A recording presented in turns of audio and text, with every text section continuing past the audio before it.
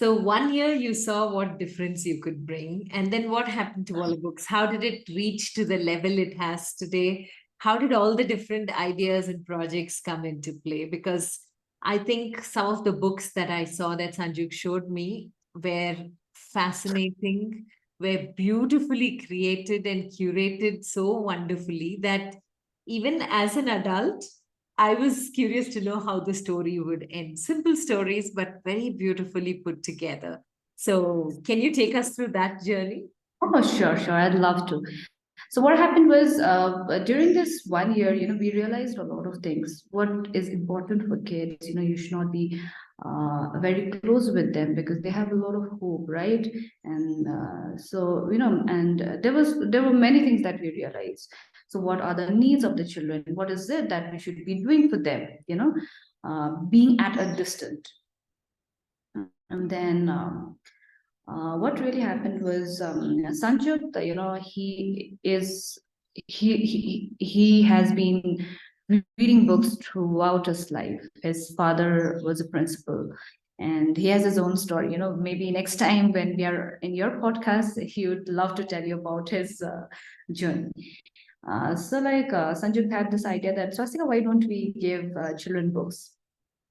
And it sounded a fantastic idea because while doing this postcard exchange program, since the kids were more curious, they wanted to know so many things, but they had very limited resource. So, when I started asking their teacher or, the organization head whether the kids read books or not, they had their answer was no, or sometimes they do read. And when I started checking out their libraries, it was very sad. It was locked and key on a cupboard and full of dust. And now imagine, like, do you think the kids would really read such books? They would not, right? Because for kids, everything has to be open. It has to be there. It should not be too strict, too disciplined. If everything is very like disciplined that way, then nobody will come and read. And since the kids that we've been serving, these kids, they haven't, for like, they will automatically feel scared if it is locked and key. They feel that it's not ours. So we realize that, the first important thing that you need to give a child is ownership. The first one, yes, the first one is identity, which we did through postcard exchange because it is very important to know who you are, right? And the second thing we did was ownership. Ownership is very important. If you think that you're not the owner, you won't be able to do anything, right?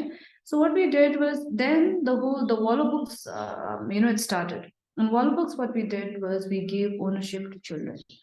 The kids, they started building their tiny libraries just on the wall with the help of jute bag, and we collaborated with 100 not 100 10, I guess 10 15 publishers, or maybe less, yes, with publishers. And we used to get discount, and we started giving kids books, the normal kind of books, like from Amar Chitra Gatha, children book trust, those kinds of books we used to give. And the entire library was run by the children themselves. A leader was elected. In fact, for them, it was, we the kids. In fact, they gave votes to their favorite contestant. It was exactly like the way which we do in normal election. For them, it was very serious, but for us, it was fun for us. But for them, it was very serious. Serious. They were giving vote for the first time, and you could see it in their face how proud they were while giving votes. And yes, so that is how Wallabooks started. The kids started creating their own libraries in all these organizations, and yes, that is how Wallabooks started. And we created 100 centers in Calcutta in collaboration with organizations. And then we went to Delhi. We built 75 in collaboration with all those NGOs, orphanages, government schools, schools who do not have access to books. And the entire library was built by the children, made out of paper mache. Mm-hmm. And then we tested a model, in fact, in Arunachal Pradesh. Arunachal Pradesh, it's the place is pretty remote. Kids walk at least 10 kilometers. Yes, they walk to reach the school. And we tried to test our model there, whether it works or not. So we built 4, and we went to Bangalore, Gujarat, all over. We created around more than 200 centers. Wow. So that is how, WALLOBOOKS started. When But you started, you said that you mhm. approached publishers. You had a tie-up with publishers and they gave it at a good rate for you. When did children start creating their own books? Okay, yes. Let me, yes, I'll be sharing with you that as well. So what happened was when we started creating all the centers, it was yes, we it was 2019, I guess, before COVID, right? When we were in Delhi, we were working with the teachers there. In fact, we not only work with children, but we train teachers, because teachers are there with children 24/7, and they know what is best for the children. So we started training teachers on different topics. So what happened was, during that time COVID hit, and it was and COVID hit, all the schools were shut down, and it was very scary moment, not for us but for the entire world, right? So during that time, what happened was, it was time for us to kind of revisit on the work that we had done, because our mission, we want to reach out to every child who does not have access to book, and giving books, getting tying up with publisher and giving 100 books to each of the center was, it's not enough, right? That we won't be able to reach the children, like we won't be able to reach children, a lot of children that we wanted to. So what happened was, we thought that why not um, create our own books.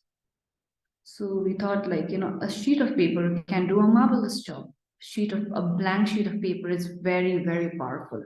It can do wonders. And during that time, we saw a lot of people blogging, writing, doing various things.